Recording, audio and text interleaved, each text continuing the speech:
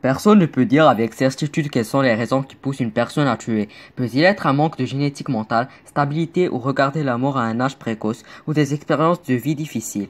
Et la plupart des tueurs tout au long de l'histoire étaient des militaires ou de ceux qui sont passés par des événements atroces. Et dans cette vidéo, je vais vous parler des 10 criminels les plus dangereux au monde.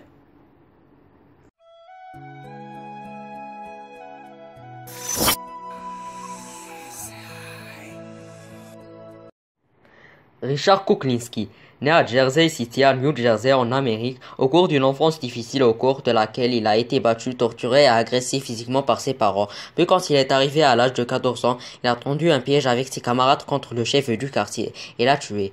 Oui, Kuklinski a commencé à avoir une mauvaise réputation et est devenu un fugitif recherché par la police.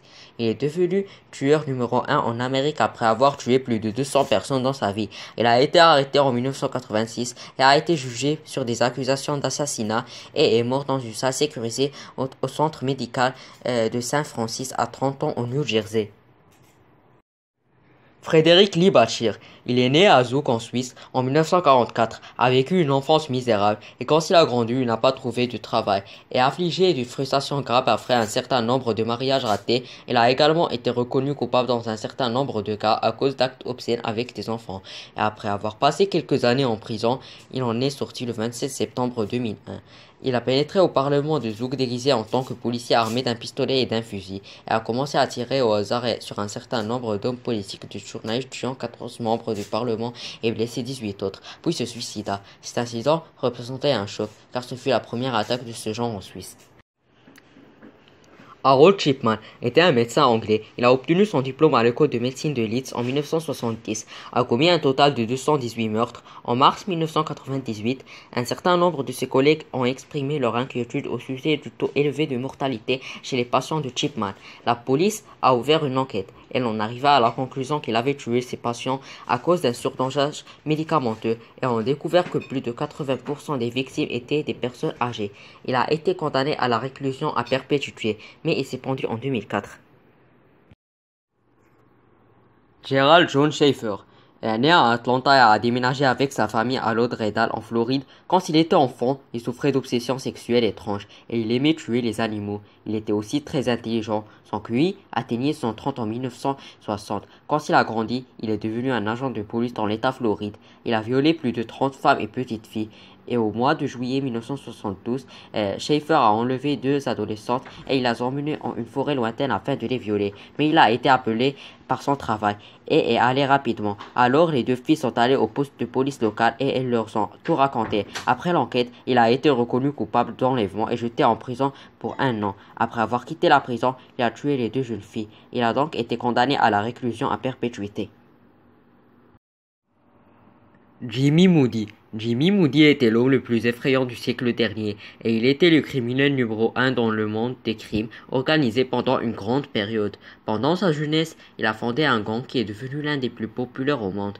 Après avoir été emprisonné 2 fois, Moody a décidé de devenir membre de l'armée républicaine irlandaise. Ensuite, il est devenu l'assassin secret de l'armée. Le gouvernement Margaret Thatcher a mis toute une bande à ses trousses pour le tuer. Ils réussirent leur mission en le tuant en mars 1997 à l'hôtel Royal à Hackney, à l'est de London, par un assaillant inconnu. Simo Häyhä. Simo Häyhä était un soldat finlandais et commence son service militaire en 1925. Il combat en tant que tireur d'élite durant la guerre d'hiver 1939. Häyhä est officiellement crédité de la mort de 505 soldats soviétiques abattus au fusil. Les Russes tentèrent différentes tactiques, notamment d'autres tireurs d'élite et des bombardements d'artillerie pour l'éliminer. Cependant, le meilleur résultat obtenu fut la déchirure de la veste de Häyhä par un obus à fragmentation, le laissant sans égratignure. Il vécut jusqu'à 97 ans. Oui, né à Séoul en Corée du Sud, il avait 8 ans, il était très calme, près d'une maladie mentale. Il a donc secondaire pour l'éducation spéciale troublée émotionnellement. En avril 2017, il a Amber, s'est rendu au campus et a commencé à tirer sur les étudiants 30 personnes et blessant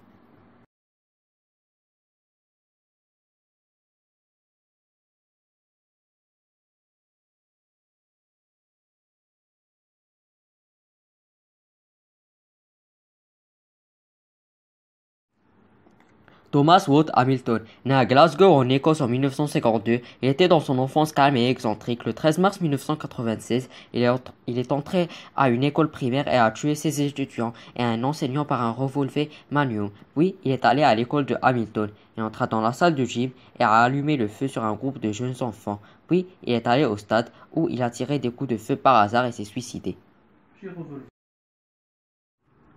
William Cali, né à Miami en Floride et a eu une enfance normale jusqu'à ce qu'il rejoigne l'armée comme sous-lieutenant en 1967.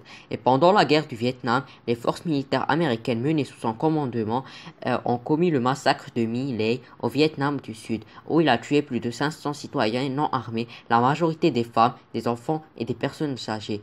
Il a commis des agressions permanentes sur les citoyens, que ce soit sexuellement ou en les torturant. Il a été reconnu coupable et a été condamné à la réclusion à perpétuité.